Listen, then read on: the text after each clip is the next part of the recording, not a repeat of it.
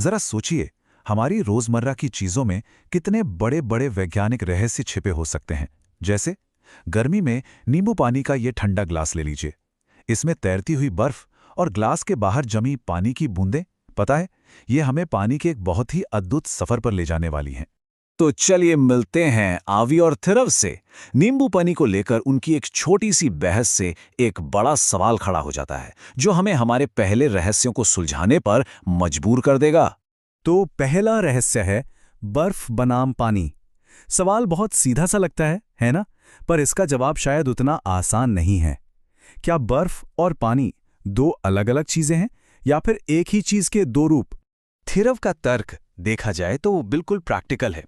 वो कहता है, देखो, बर्फ तो कठोर है, हम उसे पकड़ सकते हैं, पानी तो बस बह जाता है। रोजमर्रा के अनुभव के हिसाब से सोचें तो उसकी बात में दम तो लगता है। लेकिन आवी हमें थोड़ा और गहराई से सोचने को कहती है। उसका सुझाव एक बड़ा ही सिंपल सा एक्सपेरिमेंट है। अगर पानी को फ्रीजर में रखकर बर्फ बनाया जा सकता है, तो क्या इसका मतलब ये नहीं कि वो असल में एक ही चीज है, बस उनका रूप अलग है? और यहीं हमें हमारा जवाब मिलता है। एक तरह से देखा जाए तो दोनों ही अपनी अपनी जगह सही थे। बर्फ और पानी है तो एक ही पदार्थ H2O, बस उनकी अवस्थाएं या स्टेट्स अलग अलग हैं। एक ठोस है और दूसरी तरल। अब जब हम ये समझ गए हैं, तो चलिए इसी सोच को लेकर अपने अगले रहस्य की तरफ बढ़ते हैं। तो एक रहस्य तो सुलझ गया, लेकिन पानी के करतब अभी खत्म नहीं हुए हैं। बारिश के अगले दिन आवी और थिरव के सामने एक ऐसी पहेली आती है जो हम सब ने अपने आसपास देखी ही होगी। इस सीन को जरा याद कीजिए। सुबह खेल का मैदान पानी के गड्ढों से भरा होता है, पर शाम तक जमीन एकदम सूखी, पानी बस गायब हो जाता है। अगर ये कोई जादू नहीं है, तो फिर पानी गया कहां? आवी का पहला अंदाजा है कि पानी जमीन ने सोख लिया। हाँ, ये तो बिल्कुल मुमकिन है। पर क्या कहानी बस इतनी ही है? चलिए देखते हैं कि वो इस रहस्य की तह तक कैसे पहुंचते हैं। तो ये पक्का करने के लिए कि क्या पानी सिर्फ जमीन में ही जाता है, उन्होंने एक छोटा सा प्रयोग किया। स्टील की प्लेट पर थोड़ा पानी रख दिया। अब स्टील तो पानी सोख नहीं सकता, है ना? फिर भी कुछ देर बाद वो पानी भी गायब। तो अब सवाल यह है कि पानी आखिर गया कहां? तो इसका जवाब है वाष्पीकरण या इवेपोरेशन। गर्मी की वजह से पानी तरल से एक ऐसी गैस में बदल जाता है जिसे हम देख नहीं सकते।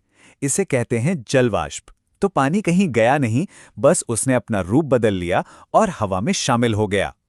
और एक बार जब वाष्पीकरण का ये कॉन्सेप्ट समझ आ जाए, तो ये हमें हर जगह दिखने लगता है। सूखते हुए कपड़े, पोंछे के बाद सूखता फर्श, यहां तक कि हाथों पर सैनिटाइजर का उड़ जाना, ये सब इसी प्रक्रिया का नतीजा है। अच्छा, अब हमारे तीसरे और आखिरी रहस्य का समय है। यह भी एक ऐसा अनुभव है जो हम सब ने महसूस किया है, खासकर ठंडी ड्रिंक्स के साथ। सोचिए, बर्फ वाला पानी का गिलास टेबल पर रखा और कुछ ही देर में उसके बाहर पानी की छोटी छोटी बूंदें जमा हो गईं। सवाल ये उठता है कि ये पानी आया कहां से? ये तो पक्का है कि ग्लास में कोई छेद नहीं है, वो लीक नहीं कर रहा। तो फिर ये पानी ग्लास के बाहर आया कहां से? क्या ये हवा में से टपका है? और इसका जवाब है संघनन या कॉन्डेंसेशन। याद है वाष्पीकरण से बना जलवाष्प? वही अदृश्य गैस जो हमारे चारों तरफ हवा में है। जैसे ही वो गिलास की ठंडी सतह से टकराती है, वो फिर से तरल पानी की छोटी छोटी बूंदों में बदल जाती है। तो हमारे तीनों रहस्य सुलझ चुके हैं। अब वक्त है इन सभी सुरागों को एक साथ जोड़ने का और पानी की पूरी कहानी समझने का, इसके तीन अद्भुत रूपों में: ठोस, तरल और गैस।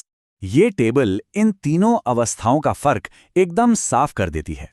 मतलब ठोस यानी बर्फ का अपना आकार होता है, तरल यानी पानी जिस भी बर्तन में डालो उसी का आकार ले लेता है, और गैस यानी जलवाष्प, वो तो आजाद है, हर तरफ फैल जाती है।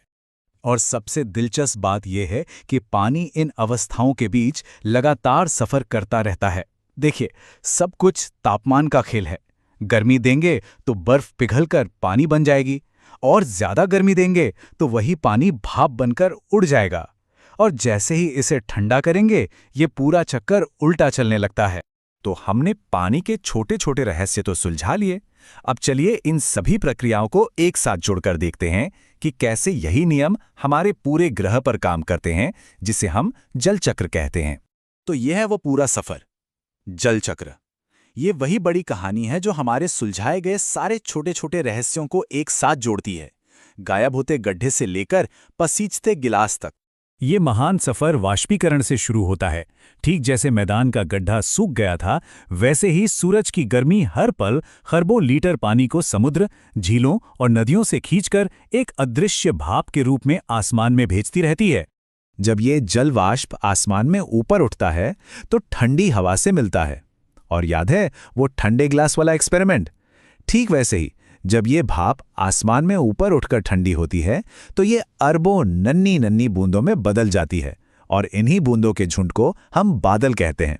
जब बादलों में ये बूंदें आपस में जुड़कर भारी हो जाती हैं तो वो और हवा में टिक नहीं पाती और बारिश, बर्फ या ओलों के रूप में वापस जमीन पर आ गिरती हैं।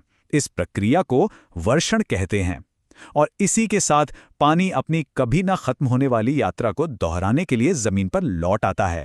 तो अगली बार जब कोई एक ग्लास पानी पिए तो जरा सोचिएगा कि वो पानी की बूंदें शायद कभी किसी महासागर की लहरों में थीं या हिमालय पर जमी बर्फ का हिस्सा थीं। पानी का यही सफर है जो पृथ्वी पर जीवन को मुमकिन बनाता है, और ये हमें याद दिलाता है कि पानी सिर्फ हमारा अधिकार ही नहीं बल्कि एक कीमती जिम्मेदारी भी है।